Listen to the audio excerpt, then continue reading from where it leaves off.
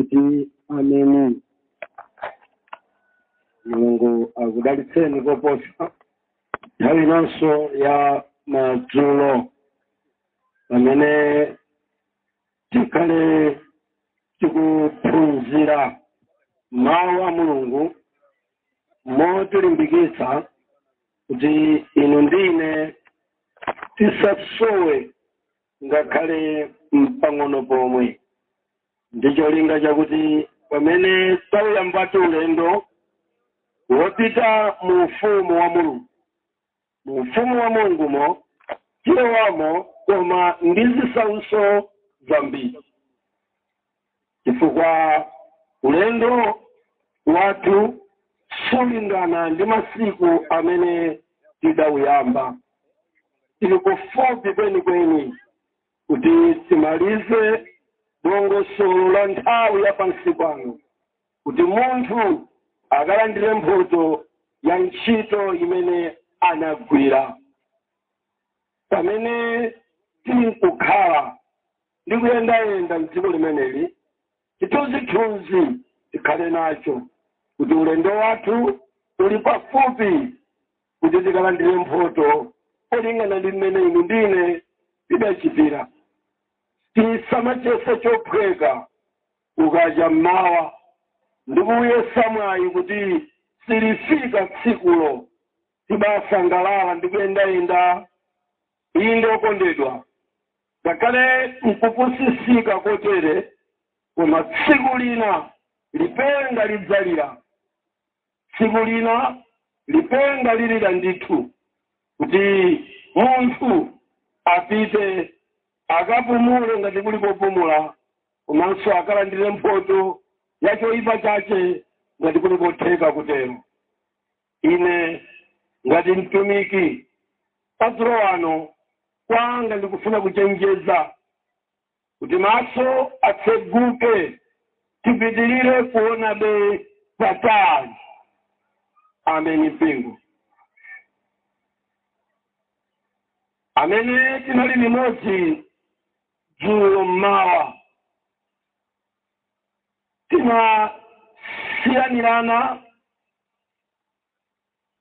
mu chapter cha Yuda 4, mene tinali kupezamo angelo ena amene adachoka pokhala pawo. Okondedwa, phunziro langalo lolo ni mati inu amene mutumikira Mulungu ndinu atumiki, ndipo akamakuonani Mulungu akuonani inu monga angelo mu nyengo inoyo. Ndipo pamenepa timapeza angelo ena amene sadasunge pokhala pawo. Ndi angelo amenewa timafotokozera zifukwa zina zimene zikupangisa kuti angelo asasunge pokhala pawo. Tamverani mpingo. Ndinafika muyezo wakuti ndinavula jakete pochenjeza atumiki a Mulungu za chimene chikuyenda ku dziko lapansi, kuti chikaononge kachisi wa Mulungu, komanso kuti chikanchose mtumiki pa malo ake. Chisanzo chimene ndimapereka ni mati m'dziko la Zimbabwe munali puleya wina amamutcha kuti Stanley Ndunduma. Anali puleya wabwino kwa basi, koma mavuto amene anali ndi Stanley Ndunduma ndi kusasunga position. Nthawi yofunika kukhala kumbuyo, iye amapezeka ali kutsogolo, koma akaupeza amasewa ndithu. Koma vuto lakero lidampangisa kuti coach wa dziko la Zimbabwe muzaka zimenezi apange chisankho chomsiya kaye kapena kumuyika kaye pa benchi mwina kusamuyitana kumene. Ndipo lero bwino koma sasunga position. Ndiyeni manena kuti inu ndine pamene tikufika pamaso pa Mulungu ngati angelo ngati atumiki amene mulungu watiyitana kuti tikakhale mchifuniro chake ndi kuyenda mchoonadi chake titatha kutembenuka mtima. Pali malo amene mulungu watiyitanira. Buku la Chipangano chakale m'buku la Deuteronomy amanena kuti malo oyera akhala amodzi. Kotero kuti pa umodzi wakukhalabe pa malo oyera umampanga mulungu kukuoneni inuyo kuti muli ndi position. Usayiwale kuti zipembedzo zathu zimene inu ndine timapembedzamo mulungu amaziona ngati maposition poyelekezera ndi mmene play amasewerera. Ndinene bwino pamenepo ngati mukusewera netball kumakhala malo amene amakuyikani kuti iwe usewera mpiranso chimodzimodzi. Ndiye ndikunena kuti ameneyo ndi amene ndikuwatcha kuti maposition. Tamverani chilengedwe chonse mawu mulungu adalola kuti anthu ake amene tikuchita choonadi tikhale ni malo amene tizikhalapo pamene mulungu asitipeza. Pamenepo amapatcha kachisiwando opatulika kapena kuti pamalo anga oyera. Ndiye malo oyera amenewa Satana ndiyerekezi akwadziwa bwino chifukwa pamenepa pamasungidwa malamulo a mulungu natsata okhala pa position iyo kaseweredwe kazinthu zakumwamba kayimbidwe kazinthu zakumwamba kapemphereredwe kazinthu zakumwamba. Payenera kukhala malo okhazikika amene munthu azichitapo operate within asatuluke mkati mwa malire mu dzina la mapemphero. Asatuluke mkati mwa malire mu dzina la kuimba. Ndizikumveka izi ngati afuna kuimba akhalepo position munthuyo zisafike poyaluka mpaka pala chomwe ayi akhale pamalo poyenerera chifukwa position sikumulala kuvina chisawawa. Ameni. Munthu akhale paja Bible ikuti angelonso amene sadasunga chikhalidwe chawo adatenga nakawayika m'maenje andima anatsekera chifukwa sadasunge position. Ndizikumveka izi. Ameni mpingo. Ameni mpingo. Uyenera kudziwa chimene ukena kuchita. Mawu mulungu amatiphunzitsa kukhazikika mchikhalidwe choyenera pachipembedzo chakupita kumwamba sichisawawa monga tichiyesa. Ndizikumveka izi. Tsopano kuchokera kuchipembedzo chijanali anakonza dongosolo la zinthu zambiri koma poyang'ana pa church chimene chasunga malamulo chasungaso chiyero nakhala monga mwa malamulo powayang'ana kuti akhala pa position akuyenera kuatumizira china chake chimene chingamchose munthuyo pa position yake. Ndiye chikonzero cha chipembedzo cha Satana adayika zinthu ku dziko lapansi zimene zizimveka ngati mawu mulungu zizilankhulidwa ngati mawu mulungu ndendende nkumakhala ngati kuti zili za mulungu ndithu kuti ana mulungu poona zimenezo achoke pokhala pawo achoke pa position. Ndikuyivula jakata idzulo ndavulira kuti muone malo amene tili kuchipembedzo cha Satana tidayitamo zinthu zimene zimatchedwa kuti makalaino. Kalaino ndi chiwanda chimene chiphunzitso cha Satani chimanena kuti ndi mngelo amene amakhalapo tsiku limene munthu akubadwa kuti akungobadwa nthawi yomweyo ino amabwera pafupi ni munthu uyo. Tamvera chodzachita kala inoyi ndi kutolera information, kutolera dongosolo la moyo wa munthu kapena kuti mbiri yanu. Kodi sikumveka izi? Ndiyakuti mngelo ameneyo amatenga chilichonse chimene niyo mukuchita kuchokera tsiku limene mwabadwa. Olo mutamfunsa ngeloyo ankatiphunzitsa kuti olo mutamfunsa mmene mwanayo ali ndi zaka 4 ankavekera akamalira kala ino yapoza kuyerekezera chifukwa anali pompo amatolera chilichonse. Ndiye Satana poziwa kuti ndamtuma ameneyi azitolera information ya munthu. Poyang'ana mmene chikhristu chilili, mmene zipembedzo zina zogwirira choonadi ngati malamulo moyenera, monga muchilengezeso cha Bible, monga muchilengezeso cha mwini wake Mulungu, monga muchilengezeso cha Mzimu Woyera, kuti mpingo munthu wachitaizi wakhala pamawu. Poyang'ana anthu amenewo Satana adakonza kuti ayi koma tiuse mzimu wina wakala ino. Kodi sikumveka izi? Munthu walemba buku Paulo akuti koma inu simunalandira mzimu wa dziko lapansi. Ngakuti Bible pomuyang'ana mbali kala ino akungompasa zina lakuti mzimu wa dziko lapansi. Kodi mukundimva? Amene anali kuchita pakati pa mpingo mzimu wa dziko lapansi.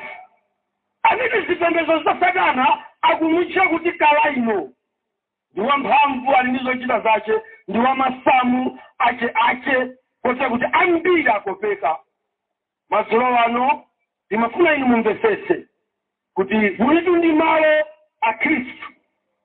Inu anzanga achipembedzo cha Seventh Day, malo ano amene Mulungu adakuyikirani patso chifukwa Satana akubweretsa plani yoti ine muchoke, ndipo ambiri achoka chifukwa cha kala ino. Zimakhala bwa kala inoyi mwenjira ina umayima ngati mzimu wofotokozera mbiri ya munthu. Koma mukawuyang'ana mbali ina mukamawumva umakhala ngati mzimu womulota umene ukungolota, koma ayi sukhala kuti ukulota, ukufotokoza chimene Satana adautumira kokapanga kwa munthu. Ndiye mundimvese kunja kuno kuli dziko limene limatchedwa kuti Israeli. Ku Israeli kumeneku kulika chipembedzo kena kamene kamatchedwa kuti no andogima. Aliso ni mabuku awo, aliso ni dongosolo lawo, mukapeza ngati mufuna kugugula, mukapeza kuti pa Albert White ndiye mtsogoleri wawo. Koma kachipembedzo kameneka kadayimika mzinayi mu dziko la Israeli. Amene Satana adamkweza ndikunena kuti ali ndi kuthekera kopereka zozizwa ku dziko lapansi kupyolera mu zinthu zolengedwa. Poyambapo anabwera ndi vumbuluso lochoka kwa Satana loti azitunga madzi mu mtsinje wa Yorodani. Madziwo azipereka kwa atumiki, azauza anthu kuti mukhoza kuchira mukamwa madziwo. Ndiye madziwo anayamba kuwapasa dzina lakuti anointi water. Tamvera pogwiritsa ntchito kala ino zimakhala bwanji? Zimakhala chonchoko ndi chipembedzo cha Satanacho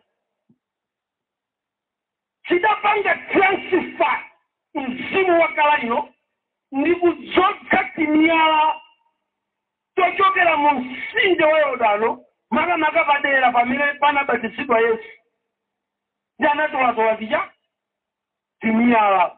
Ndi timiyala timenezo anatibatiza motheratu ndi mzimu wa kala ino kuti munthu akapita kwa kapempha ampatseko kuti tizimthandiza kudziwira mavuto a munthu.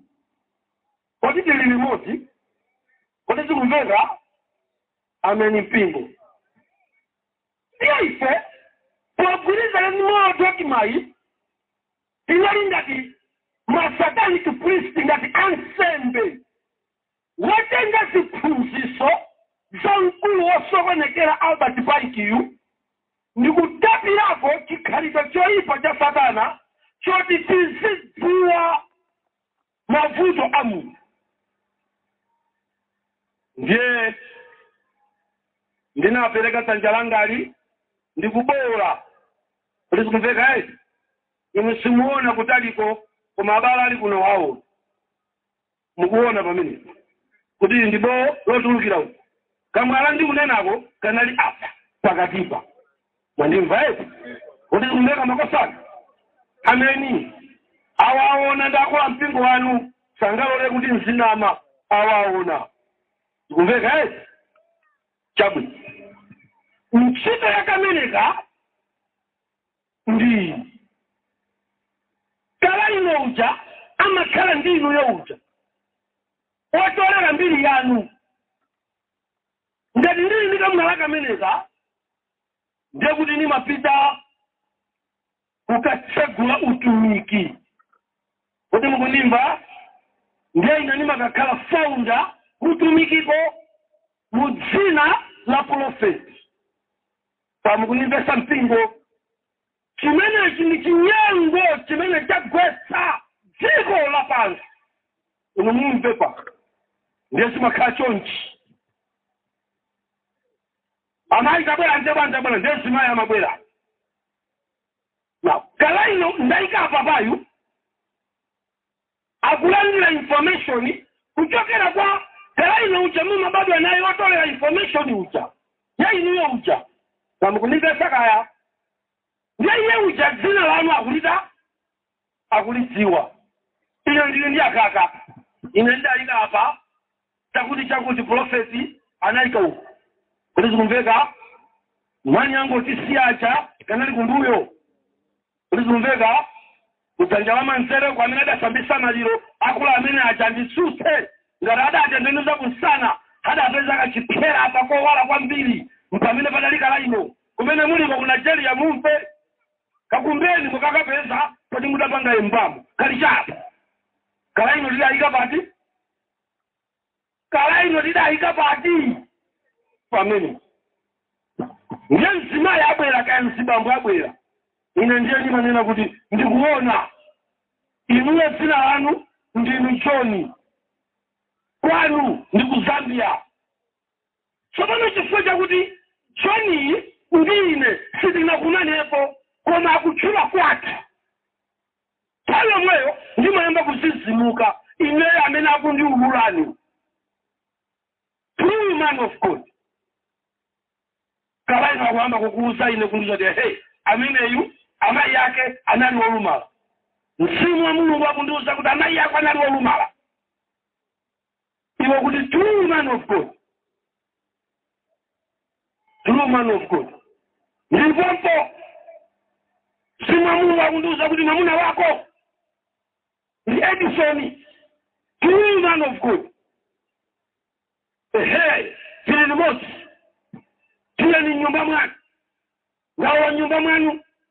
Ngawa ili kuchipinda. Apa ndikuona begi. Mattress. Yofila zikamba zakuda. Kodi muntu amini wadziwa bwanji mpaka mtundu waja uwa mattress. Makosana dziko lapansi akatero munthu amakhala kuti wapedezeka.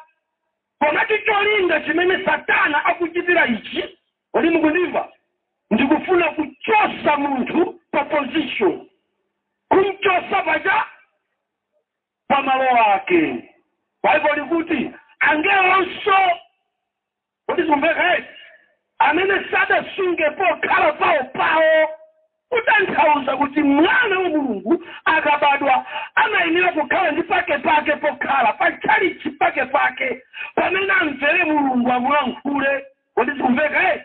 Now maprofeti awa amene abuka ku dziko lapansi akumakhala ndi makala ino amene amafufuzirira kudziwira zimene inuyo muli okondedwa zimafika poyaluka mpaka kuti amayi ndikukuonani pansi ndiyofira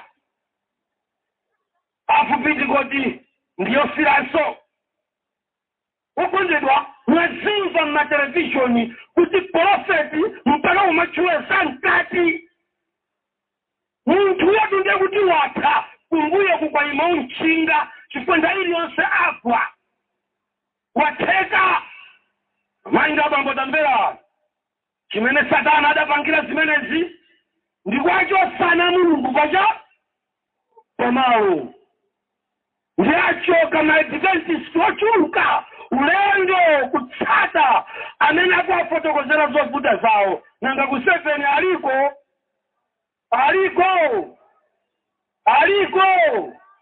mapeto wake watu akupita chifukwa kumakauza mmene mavuto wawo adayambira. Ama yanu hadatenga lichero ndiye ankapeta inu muli kumbuyo ndiye deya adakugwira licha mutu deya akupeta deya anapera mutu mwana basi kuteka kwanza kama kuona ni kuti muli ndideya iwe kumapita kuti anandipita deya ni kuchoka pa chipembedzo chako kuti ukachosese deya kwa profeti makosana zimenezi ndikukugawira mizi ndi njira zimene dziko lapansi lapanga potenga mzimu wa chinenero mzimu wa profese ugawa kuika mmanja mwa anthu a Satana kusiyanisa kumavuta kwambiri kuti niyo mudziwe kuti ichi nchinyengo kapena amukunimvesa kaya.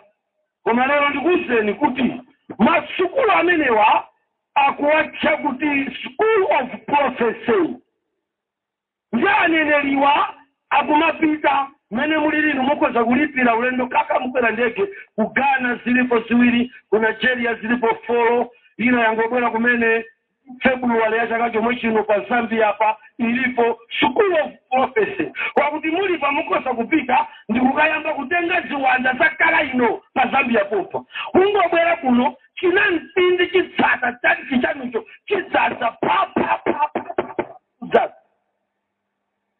mainga bambo ambuye ndituma kuti ndiulule kuti musamare ana Mulungu mukhalepo khala pano musaiwale kuti angelo nso amene sada sunde position adaponyera ku mainjaja asala pang'ono akuponyera kundima kutopa nanu chifukwa mbiri mukumazemba machali chimulani mukumachizemba mya mkati mawiki wala makasande timangokhala kumapumazi zimene tikumamyata pa unandoko prophet sonso paso kulikhala ino ine ndikunena apa siva kumva posa joda pompa sikale akazimiri zapita dajira kupita kwa anthu osunga ndalama dziko lapansi ukauza kuti izinziri ndalama zimabwerazi mwauza ateke samabwerezi chifukwa kulamwaliracha amatumizabe kwa ine makobi chifukwa chacha chakala ino mainda mambo tambera ni mzimu wasokonekera pano musanidenge mawu uneneliwona ulipo amenipi koma inuye kuti mukasiyanise ndipo vuta chifukwa chake imbo ino ni pacha opposition ini munawerenga buku la machitidwe limafotokozera so za Yuda ena amene amatulusa nsoja ziwanda tambera mukakhala kumeneku mukamatumikira kala inoyi mwana wake amamutcha kuti majibu basi kumveka kaya amatchedwa kuti majibu majibu ndi chiwanda makosana tamvera nyaziwanda zonse chiwanda ichi ndechili ndi luso la padera chimakwanitsa kupereka zabwino kwa anthu majibu siwa masewu ndi amene mumamva anthu kuti anapita kokaba tikumanena kuti mulungu nditanyini ndithandize ainyaka atazuka mpaka chidima mwini wake wa nyumba wakubaya osagwira basi pia kuwapita majibu amakwanisa pang'ono akanendipezerera abambo auje ndikuimba cha koma mangu kugwedeza kwede amayi basi ukenda kuti uzimisa tayo mambo chisoko abambo adezi ata abambo aju akana kugwira majibu amazembesa cha muntu ni wachabe amakwanisa kupereka soza cha ya majibu yo ngesta kunyanjako ngamilada falitsa ndikupeleka kudzoza kwa baderadera mazi amena machedo anoitija water koma paeka majibu paeka anointoyo bodo limoti lokala ni mazi okwana 500 grams tambera mumasungikamo ziwanja pa futi 300 kodi mbunimba ameni ndachino chimachitika nchani majibu hii amaenda pakati pa mamemba achipembedzo kapena mpoloti kapena community ngati muno ngati muitano wati muvite kuti kuchali chikoke ndi amapanga bwa amawazanyi chenga pakati pa usiku kodela limene basi uyo adwala uyo adaniso adwalaso ayikachani pamenepo ziwanda mwayi mukapita kuchali chikwake kapena mukampeza iye amakwanisa nso kuzitani ziwandazo kuzichosa amayika ndi kuchosa cha kodi mukundimva amainda bambo tentikale maso kusamala kwambiri pamene taponda masiku oda omaliza chifukwa Bible likuti angelonso amene sadasunge potani pawo pokhala pawo anaponya kumanjaja andimo chikuvuta anthu mavuto apanizikiza kwambiri moyo wake chifukwa chakukhuta kisowawa ndi mavuto ambiri tafika pozimbidwa kuyiwala mulungu wathu ndi kuyiwala position imene mulungu adatipatsa ndetayamba kupita mmalo osiyana ine ndichenjeze kuti kuli masukulu amene akuwatcha kuti school of prophecy mmene akugawa majibu komanso kalaimo ziwanda zimene zimakwanisa kupereka zaja zabwino tamvera ziwanda zimenezi sizingokwanisa kupereka ndalama zokha ayi komanso zimakwanisa kulenga chinthu cha moyo chokhala ngati munthu ameni mwafusa zipatala mitayo ina kumeneko ndi ziboliboli zoti sizinaoneke bwinobwino anangotayira chinachitika ncha umapita kwa profetiyo majibu amakhala pakati papa akumvesera ineyo mwezi uno chaka chino ndili mbanja ndiche nambala 6 ndilibe mwana kuti zikumveka ndiye ndikufuna chani ndiye mwanayi ukamfuna kwanda wa profeti ucha kaya nkwabusacha majibu akuda akumvesera kuti ayaya wakufuna cha akufuna mwana tamvera madzulo ukada majibu amanyambita kumapazi abambo kodi mukundimva ndiye kumamvera ngati kukuzizira akachita ngati akufunya mapaziwa kuti sakudziwa chikutika nchani ndikuti majibu amakhala akulowa mthupimu ndikuka kula tutilonse labambowa pamenepo pologalamu ikayambika kuyima kuchitika tsiku liti.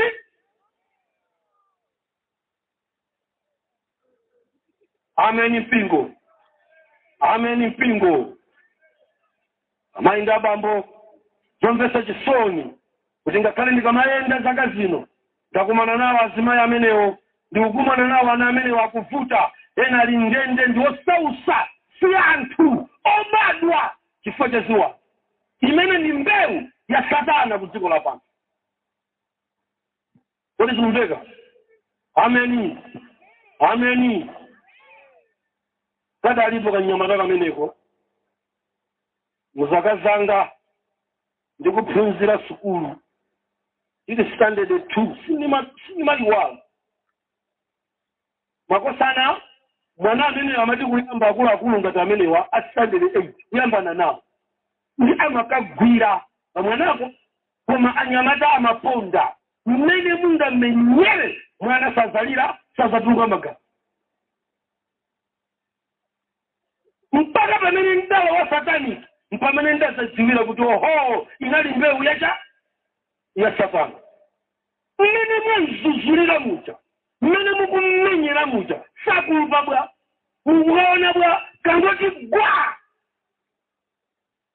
ndi mbewu ya Satana robadwa chifukwa mudakapempha kwina kwache kuthekera kulipo wantu akunakhala nawo ana koma anawo amabwera mukudzoza kwa mphamvu za majibu pansi pakala ino kapena kuchokera kwacha achipembedzo cha mola sandogma.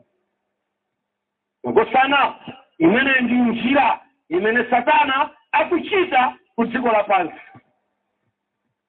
kuti akachose mpingo pa position.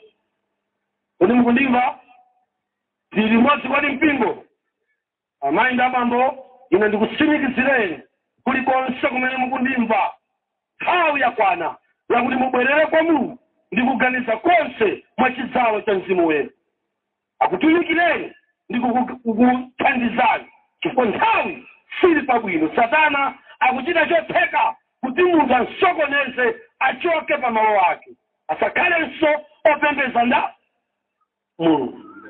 Nthawi yathu ikupita kumapeto chifukwa chake Satana akuchulusa zizindikiro zambiri kuziyika ku dziko lapansi. Ndi mzimu wa dziko lapansi umene ukusocheresa anthu ambiri chifukwa chakuti majibu amakwanisa kupereka zabwino. Anthu mumaganiza kuti anandipempherera uje ndiyenda peza chabwino chicha tentikalowe kuti kumene ayi kumbukirani kuti kuli Ayuda ena kuti zikumveka amene amadzitcha okhanda Ayuda malingana ndi chivumbulutso chapter number 2 koma asala Ayuda. Okondedwa alipo anthu odzitcha man of God koma asali man of God ni man of man. Kazikumveka kaya? Ameni. Amayi abambo tili pambali pena pake posowesa mtendere malingana imene nyengo ikuyendera. Tisamale amipingo ina mpaka imanzanga Seventh Day Adventist pasopo kunjakuno kulikala ino amene akulikomesera Sunday akukomesera zipembedzo zonse pansi pathambo poperekamo mmene mzimu wina wakhala ino mwathandizidwa ndi majibu kuti azigawa zabwino ku dziko lacha kote kuti ambiri ainu mwachoka pa position mwachoka pa malo. Lero Mulungu akukuyitanani mubwerere pacha pamalo bwererani ndizozizwa koma zochoka kuziwanda zili ndi kuthekera zimenezo kuti zozizwa zichitike. Tamvera mmene ine ndinali kuchipembedzo cha Satana ndafika pokhala ndi mtengo nyumba wa makobi $3 madzulo ndimalowa kuchipinda ndigwada pansi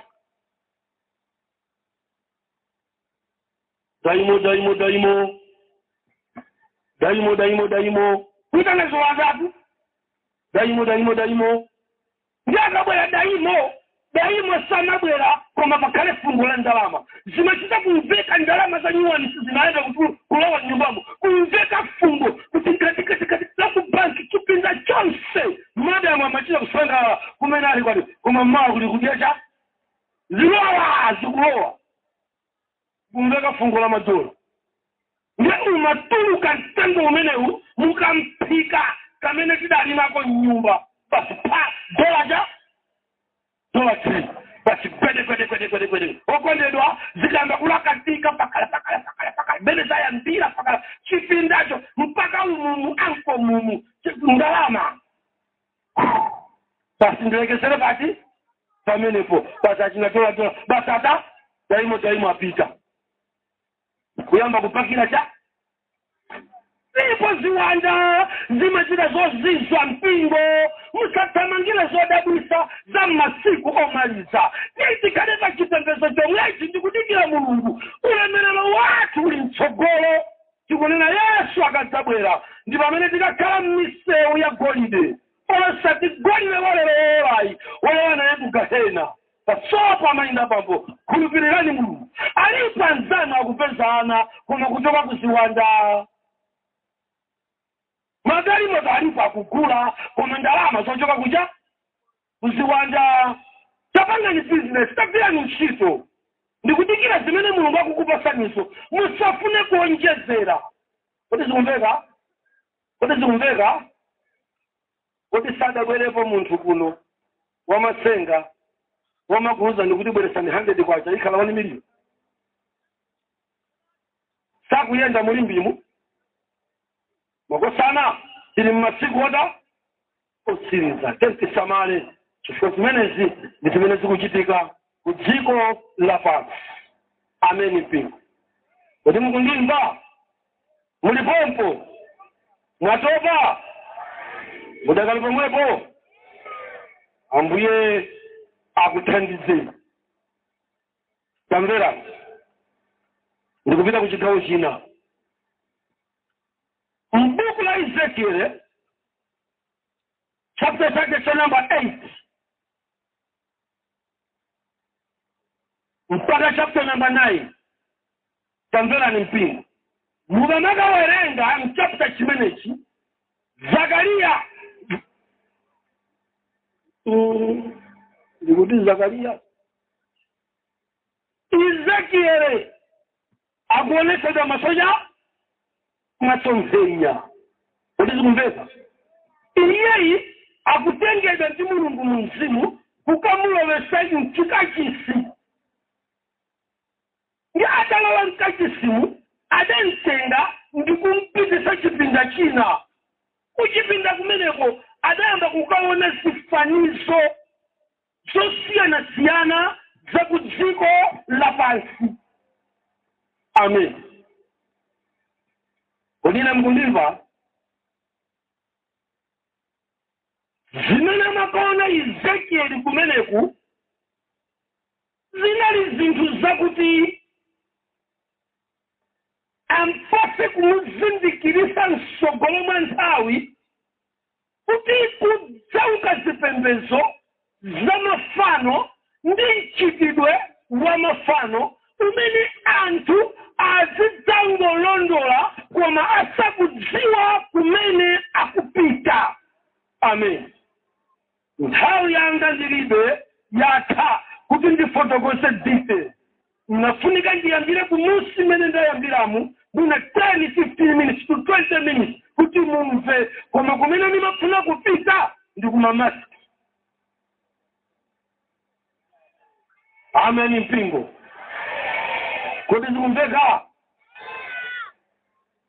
somu ni wangane ndayima pano ndimamva bwino chinthucho ndikamachifotokoza momveka sinanga anthu mayambati kutukana ndikumva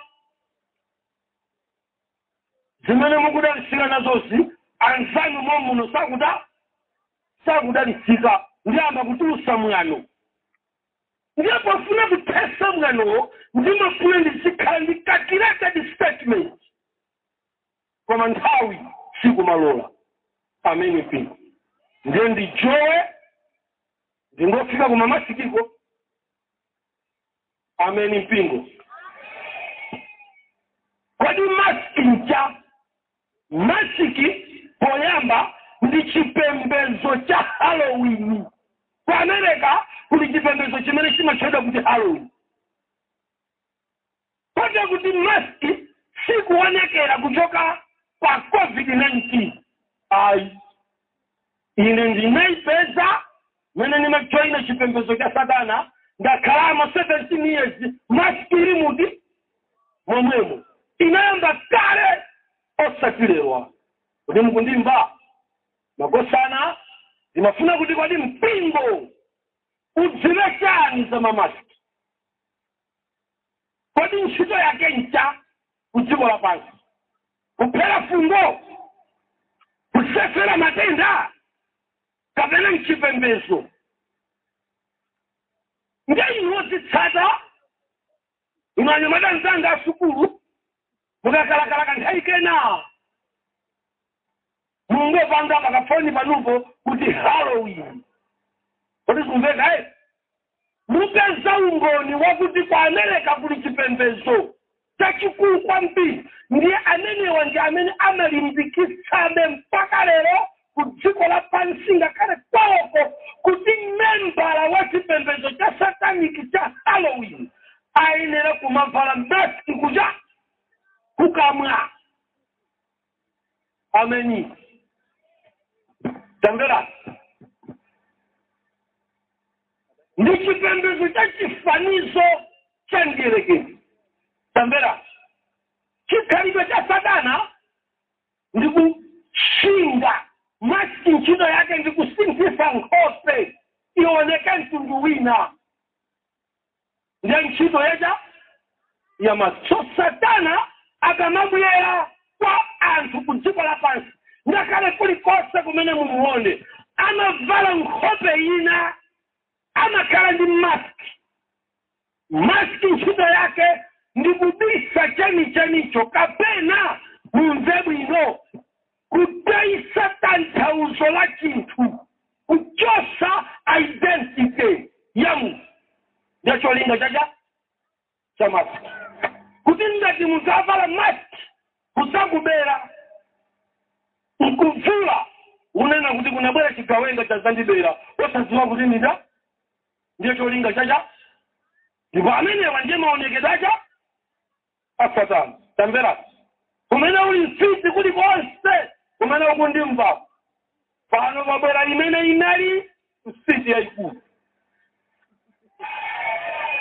Umve utambe nkhawi ina tamba wabwera umvereko. Kulibe mfiti imene imapita ku ufiti kwake ili imene inalilimo mpaka itavala cha masiki. Wafuse ana manyumba mwenu ndamene angakuuzeni bwino. Akuuzani kuti iya chinabwera china chake patunda mumango mubona akutala kuchipinda.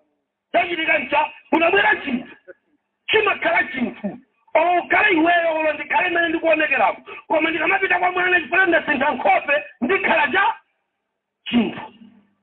So masiki cholinga chake ndikusandutsa munthu akhale chinthu. Kuchapita ku Halloween ku. Ameni mpingo. Kazi kumveka kaya. Chinabwera ku dziko lapansi kuti chizasokoneze osati kuti chizathandize. Ndikudziwa kuti zimene ndikulankhulazi nimazipalamulira udani kwa mzanga 7 sideo mwana nakumamva ena mumatumiza maaudio akamva maaudio ndikukhala ndani wawo pa zimene ndikunenazi. Koma ine sindinabwera kuzasintha chinthu koma kuzaula chimene ndinkapanga ku chipembedzo changa chakale. Ngati ufuna kukhala udanibe ukhale zine mvuto ka. Ine nkukakamile 7 yonjanga. Khala naye. Kaya muti mwembe mwaima mpita. Mtika pembela besiku lolero kalomwe. Nyumbako ndako mukanichamangi. Ameni.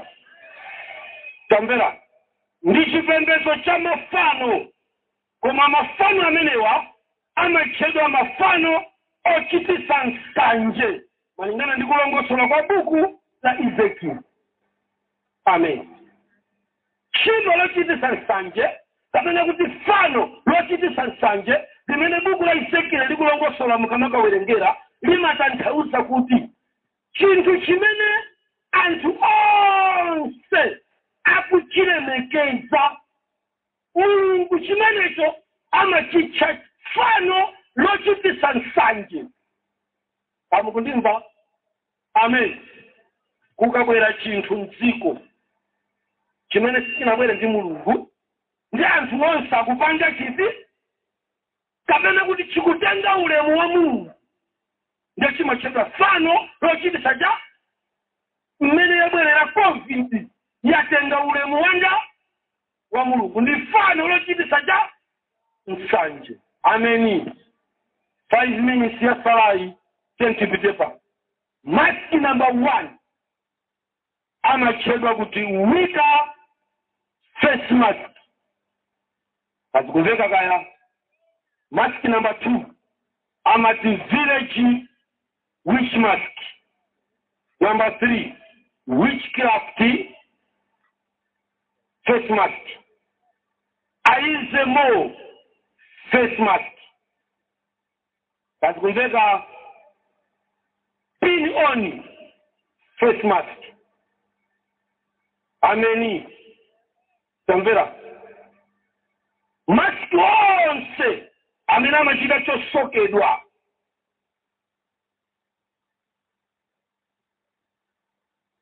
Alindi muntu oyambirira osiya maina musimo ama wacha kuti wichale yetu ufiti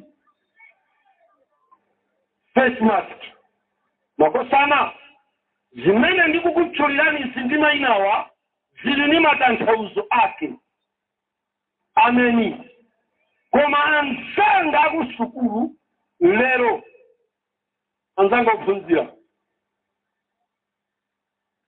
mukagwira foni zanuzo ndiye mukalendo mawa kuti devil COVID mask.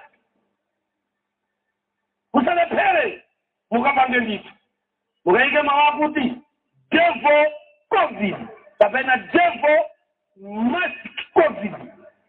Zosezo zikakupasani yankho lokufanana. Odi mukundimva? Mmenemu mulakachita mwayi. Amen. Kuti mwakwanisa kutosa soti manambala zina zimene sindizitchula pano chifukwa cha nthawi mukayamba kutuluka zinthu ngati amine devil mask. Amine devil mask. Mask amenewa amakhala akulu zopolowekerana. Chimangobwera pakamwapa ndiye chopolowekera kukhutuchi chingwe chopita kukuchi chimakhala chacha chachikulu ndi amatchedwa amine devil mask. Kodi zimveka?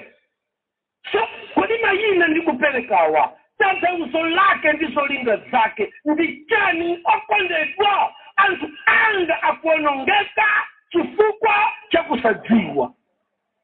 Zikoli sili chimozimozi mmene lidalili masiku amene munkayamba kupembeza. Tasintha ulendo ukupita kukhomo lopapatiza ambiri aife tikakhumudwa anyamatanzanda chipembezo tikakhumudwa amene mukuti iye ayakunama tikakhumudwa tikakafika pakhomo tukanika kulowa koma lowa lungalili lonse sitinkadya sitinkafika kusamalira sabata masikalita ali pakamo mukakhumudwawo mukandikumbukira simaganiza kuti ndabwera kuzaononga usogolere wa 7 hayi simufuna kubusa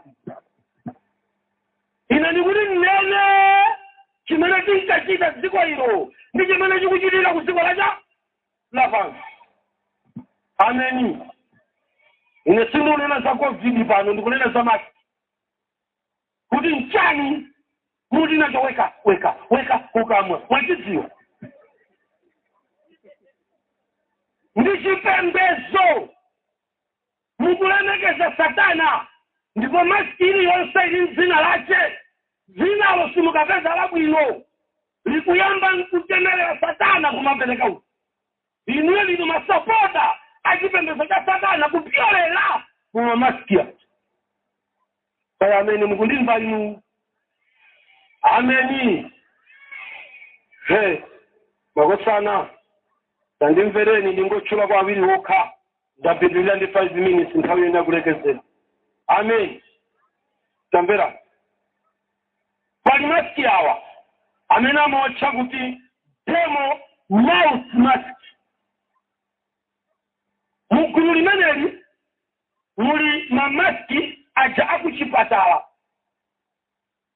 Wazi wa? Akupanga 100 mtauni mo.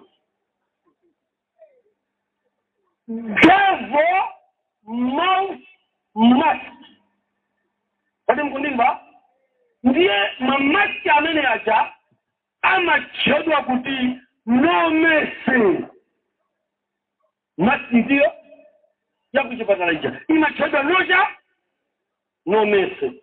Amainda bambo ambu yakazati basa nthawi tsiku lina nyengo lina chaka china mamaski wa ndachula koma ndimafunika ndizika nthauzira mainawo limodzi mwina tikoso kuwerukira mamaski foloka koma mpata ukazapezeka koma mwachidule ndi chipembezo cha Halloween chimene chikusesa mpingo pa Malawi mpingo pa dziko lapansi ndipo chafala dziko lonse lapansi ophunzira akhala mabuluti wamanamizidwa kuti COVID singalowe chikhalira nicho akunena kuti kasamba mmanja matenda wasimutenga chikhalira nicho matenda wakupita bena akatengera anthu kumafa kodi nzoona kuti chapaka mwachi chingateteze ngati ndi mteteze ameneyu ndikubai French wakosana anzanu akupindula Halloween kupita uko mukapita nyumba ili yonse ya chifumu pansi pantaka kupatikiza Malawi olamulira mmene manyumba za chifumu simukapeza ntima masikiti menezo alinawo wao amalemba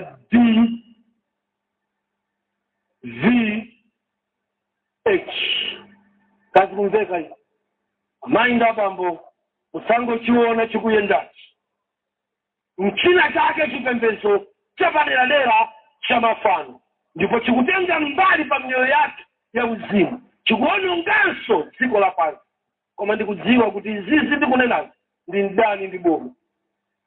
Amen pingo. So ambuye akuthandizeni kuti inu lero muli ndi nawo mwayi odziwa kuti ndi chipembezo cha Halloween cha Satana ndipo maskiri yonse imene mumavala ili ndi dzina lake limayamba ndi Satana kupita maina ndamene ndikuperekawa ya maina wanalemba hapa alipo 24 ndiye kudaliseni mpaka siku lini.